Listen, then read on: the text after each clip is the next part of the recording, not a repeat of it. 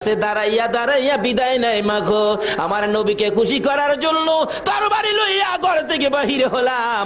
ভাগ্য যদি ভালো হয় ফিরে আসবো, আর যদি ভাগ্যে ভালো না হয় বিদায় করে দাও, দেখা হবে গো হাসরের ময়দানে।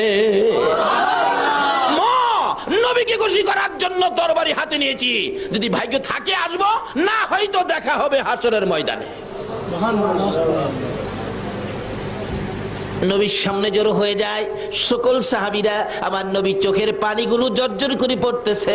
আমার আল্লাহ বলেন, বন্ধুগো তোমাকে যারা খুশি করার জন্য আসবে, আমি আল্লাহ অটোমেটিকলি খুশি হইয়া যাইব। বন্ধুগো, আমি যদি তোমার জন্য এত কিছু করতে পারি, আর তোমার জন্য যদি আমার বান্দারা কিছু করে, আমি আল্লাহ সব তাদেরকে দিব, কোনো চিন্তার কারণ নাই। এবার সাহাবীরা জড়ো হয়ে যায় মুতার যুদ্ধে যাওয়ার জন্য। মুতার যুদ্ধের ময়দানে চারপাশে জড়ো হয়ে গেলে রাসূল বলেন, এই যুদ্ধের